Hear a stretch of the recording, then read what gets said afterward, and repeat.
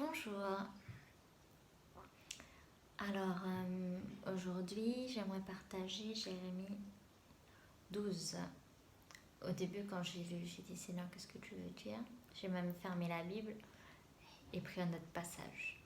Et puis, finalement, c'est resté dans mon esprit et à méditer. Et donc, je suis revenue sur Jérémie 12.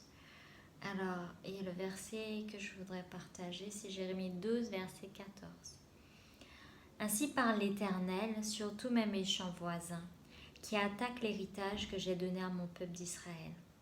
Voici, je les arracherai de leur pays, et j'arracherai la maison de Juda du milieu d'eux.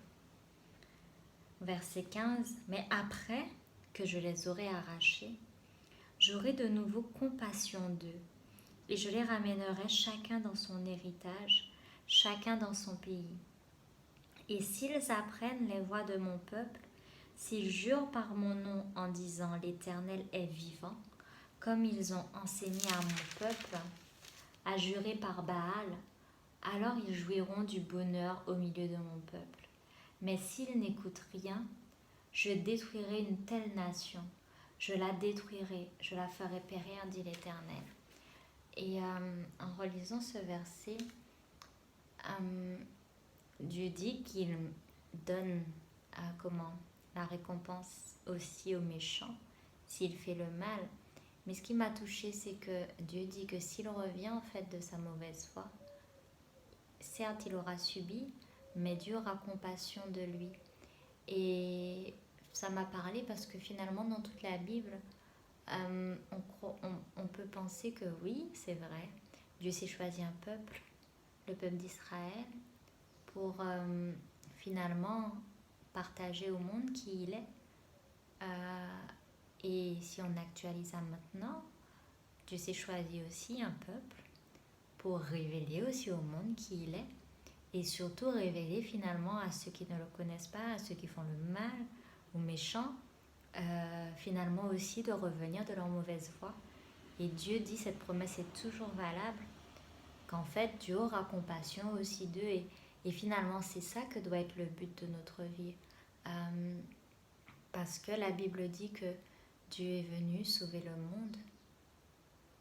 Dieu a donné son Fils, mais pour que quiconque croit ait la vie et ne périsse point. Non, on va prendre le verset Jean 3,16, voilà, c'est mieux.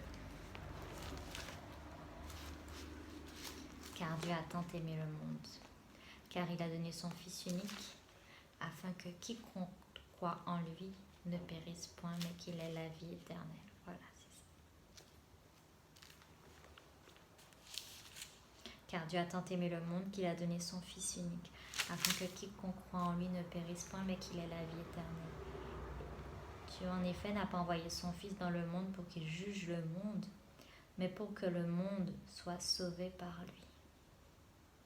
Celui qui croit en lui n'est point jugé, mais celui qui ne croit pas est déjà jugé, parce qu'il n'a pas cru au nom du Fils unique de Dieu. Et ce jugement, c'est que, la lumière étant venue dans le monde, les hommes ont préféré les ténèbres à la lumière, parce que leurs œuvres étaient mauvaises. Car quiconque fait le mal est la lumière, et ne vient point à la lumière, de peur que ses œuvres ne soient dévoilées.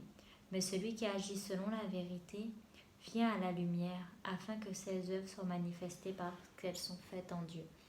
Et ça montre bien que le but de Dieu, c'était de venir faire révéler la lumière aux hommes, après aux hommes d'accepter ou de refuser.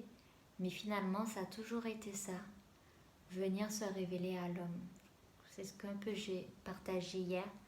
Et finalement, la Bible montre ça, c'est pas que pour ceux qui...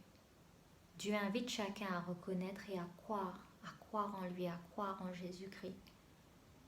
Mais ça entraîne que celui qui croit aussi doit... Celui qui croit, la finalité de celui qui croit, c'est aussi en fait amener ceux qui ne croient pas, parce que Dieu veut que tous soient sauvés. Voilà, c'est ça. Et voilà, je voulais faire ressortir ça, que ce qu'il disait dans Jérémie, que voilà, on dit que la Bible dit que Dieu est un Dieu compatissant, dans la colère il chante bonté. Et donc dans sa bonté, sa miséricorde, il veut aussi ramener celui qui passe à côté. Il continue à parler, il informe toujours, il prévient toujours. Après, c'est nous qui choisissons d'écouter ou de ne pas écouter, de faire taire ou pas la voix qui parle à notre conscience, l'esprit qui parle à notre esprit.